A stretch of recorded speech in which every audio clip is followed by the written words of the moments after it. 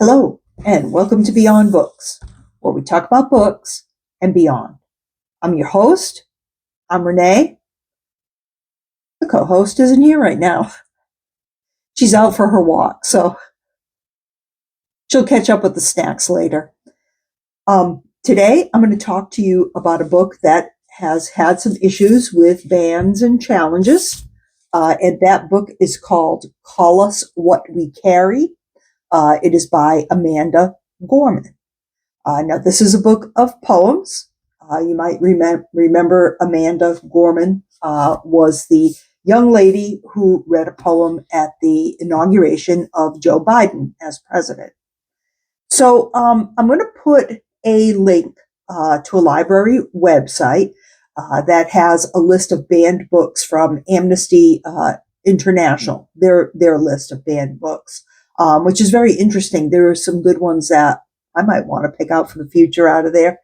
I'm not sure you will, but yeah. It gives a really nice description of this book, which is one of the reasons why I mention it. It says, formerly titled The Hill We Climb and Other Poems, Amanda Gorman's remarkable new collection reveals an energizing and unforgettable voice in American poetry.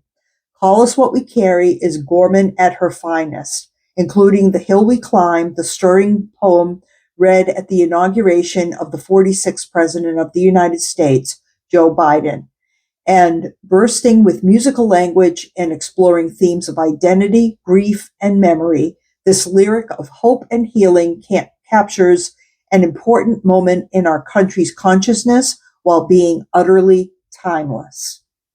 Now, I could not have said it better. So I thought I would use that as an introduction to the book, even though I'm sure a lot of you are familiar with it. So here's the question now.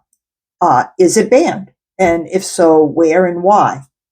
Well, the public school where a challenge took place is called the Bob Graham Education Center, and that's in Miami Lakes. Wait for it. Florida. Its students are enrolled in pre-K through 8th grade.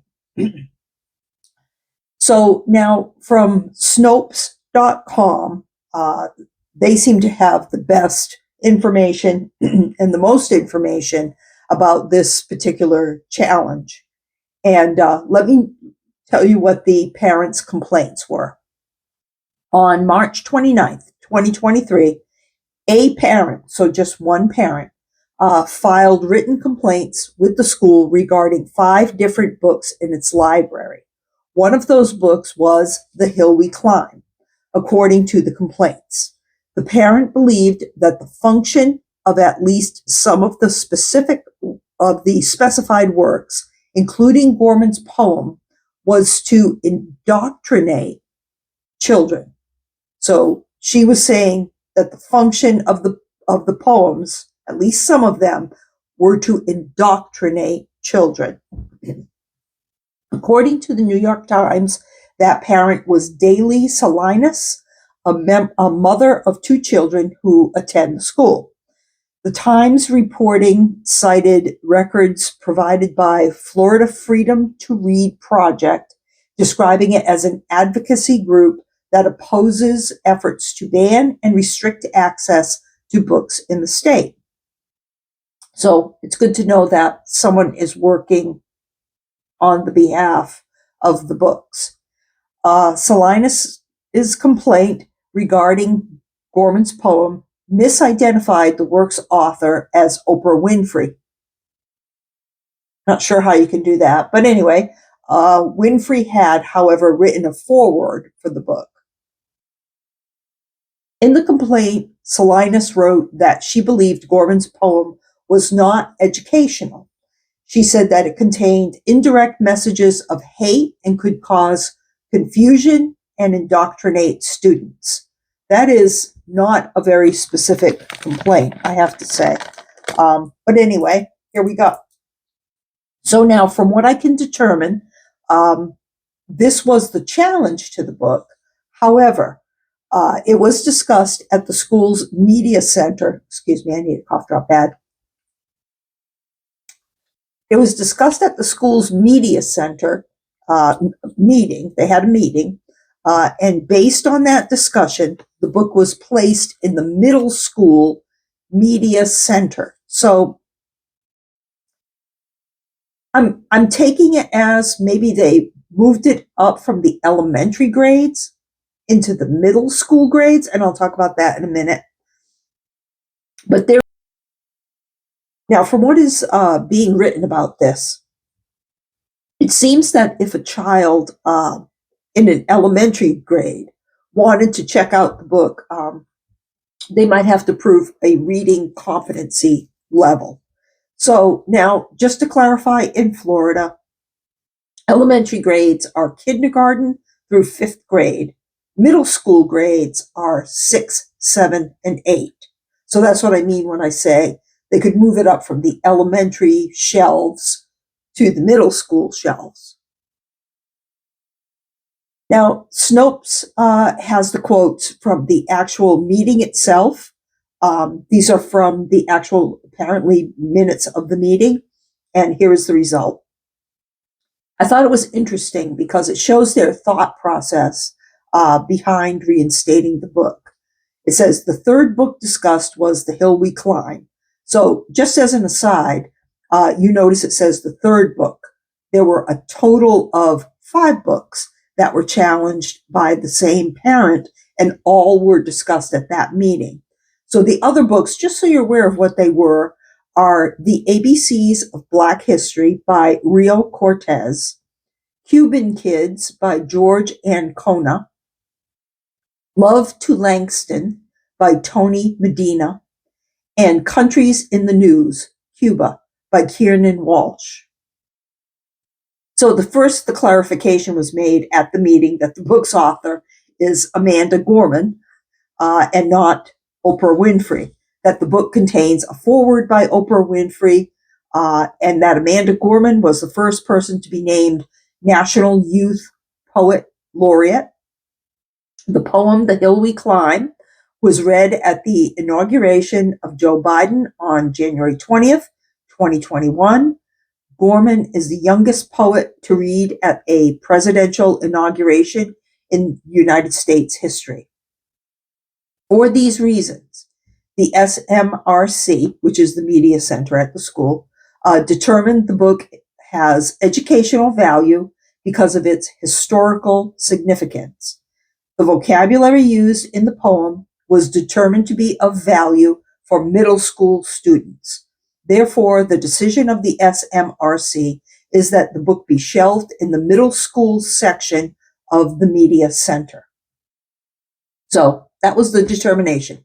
So it's going to be shelved where 6th, 7th, and 8th grade students can check it out.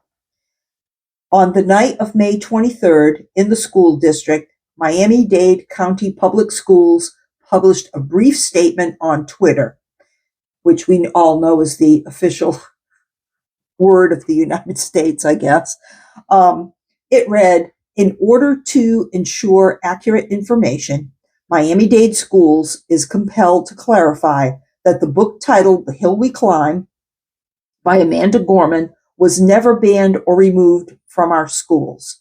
The book is available in the media center as part of the middle grades collection.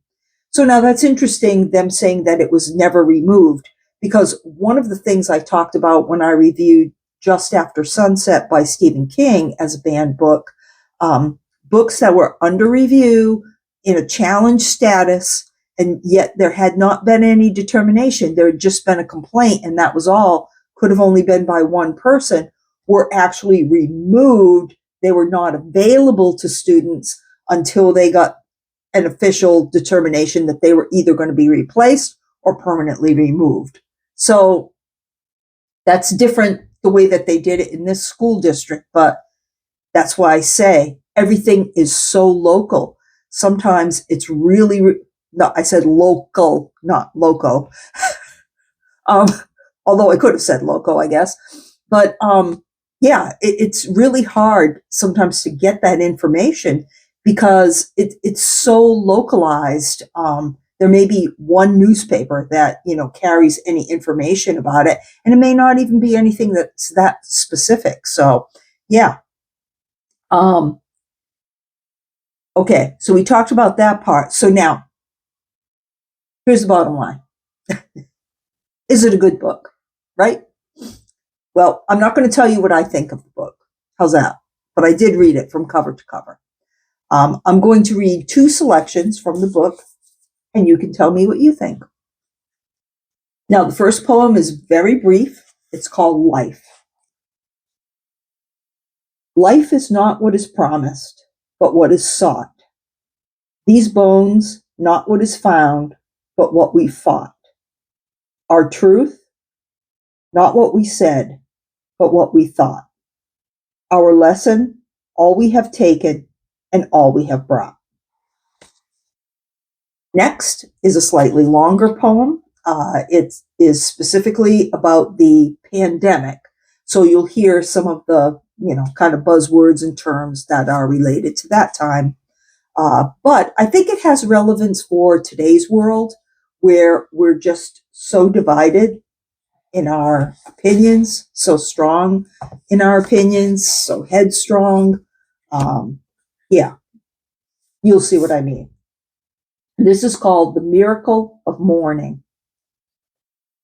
And that's Morning. We thought we'd awaken to a world in mourning, heavy clouds crowding, a society storming. But there's something different on this golden morning, something magical in the sunlight, wide and warming. We see a dad with a stroller taking a jog. Across the street, a bright-eyed girl chases her dog. A grandma on a porch fingers her rosaries. She grins as her young neighbor brings her groceries. While we might feel small, separate, and all alone, our people have never been more closely tethered. The question isn't if we can weather this unknown, but how we will weather this unknown together. So on this meaningful morn, we mourn and we mend. Like light, we can't be broken even when we bend.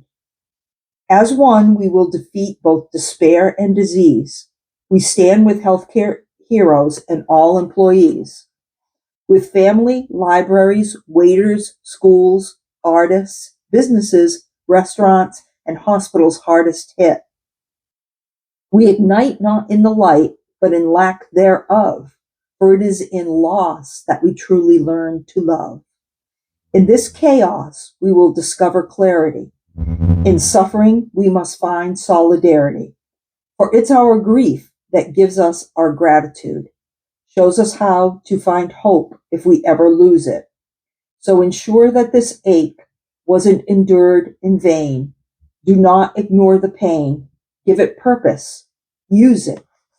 Read children's books. Dance alone to DJ music. Know that this distance will make our hearts grow fonder. From these waves of woes, our world will emerge stronger. We'll observe how the burdens braved by humankind are also the moments that made us humans kind. Let each morning find us courageous, brought closer, heeding the light before the fight is over. When this ends, we'll smile sweetly, finally seeing, in testing times, we became the best of beings. I thank you very much for watching. Have a great day.